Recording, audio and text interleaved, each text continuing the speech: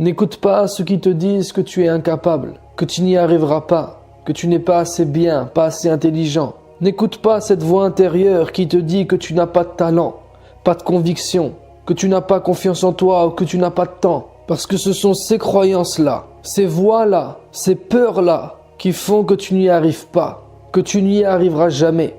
En fait, je le jure par Allah, que tu as la capacité pour y arriver, mener à bien tes projets, accomplir tes objectifs. Tu peux changer. Il faut que tu aies cette pensée positive. Comprends juste que à l'intérieur de toi, il y a quelque chose qui t'induit en erreur, qui veut te convaincre de ne pas te faire confiance.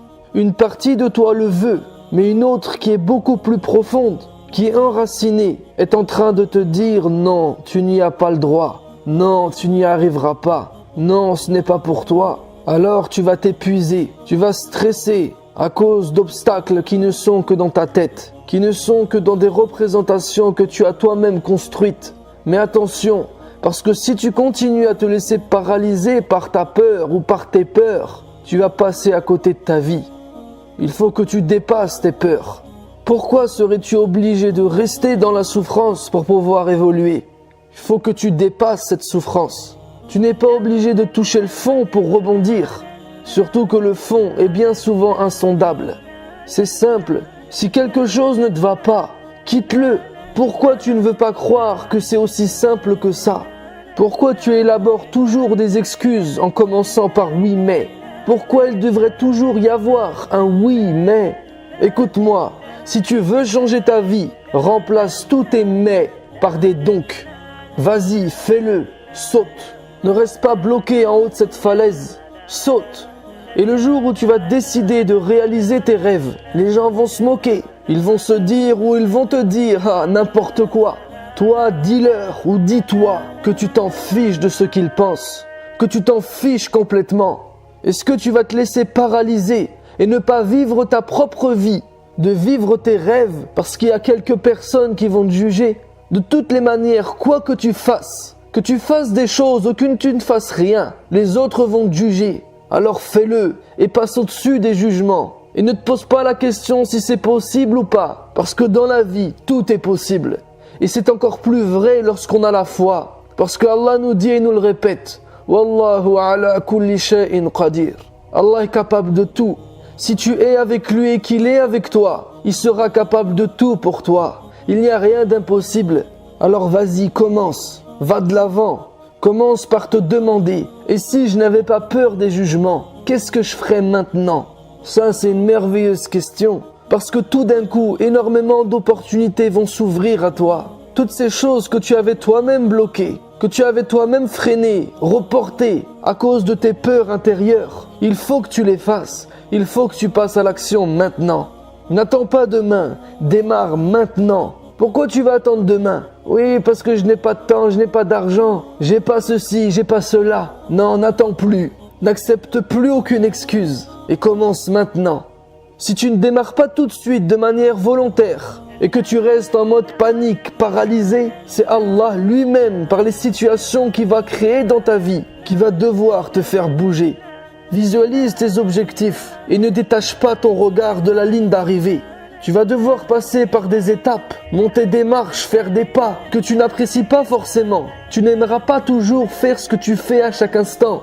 Mais ce qui va donner un goût à ces efforts, à ces souffrances, c'est de ne pas lâcher le regard sur la fin. C'est de ne pas lâcher le regard sur la réalisation de tes rêves. Et ça passera par de la fatigue, des douleurs et des efforts. Et c'est ainsi la vie.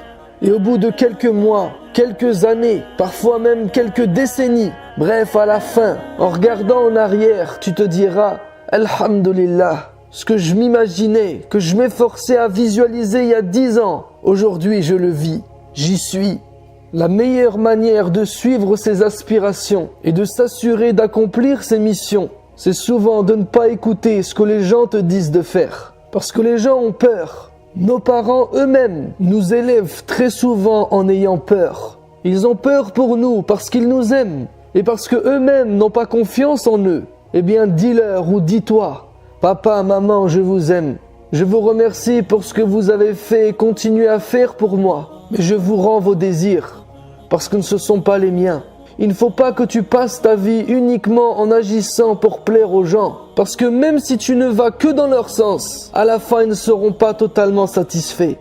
Alors choisis ce que toi-même tu as envie de vivre. Le point de départ, c'est toi-même. Il faut que tu changes d'état d'esprit, que tu changes de mentalité, que tu changes de regard sur ta vie et comment tu veux la mener. Ne fais jamais d'un problème un ennemi. Rien de ce qui t'arrive est contre toi.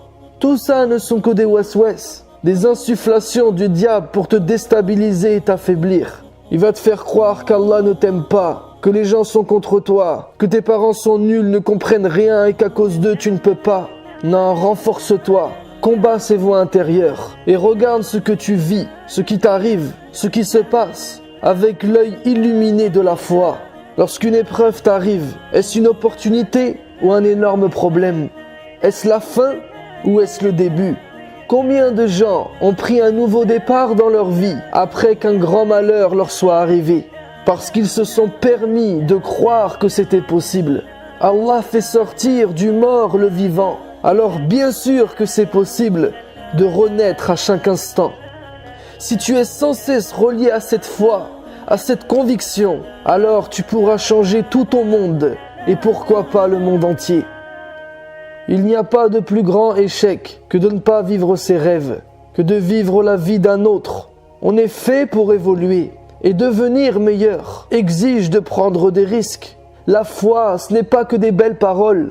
La vraie foi te pousse à aller au-delà de tes peurs intérieures, au-delà de l'inconnu, parce que cette foi te fait connaître l'essentiel, et c'est l'essentiel qui compte. Le reste ne sont que des détails, des broutilles, et on pourra s'arranger avec ça.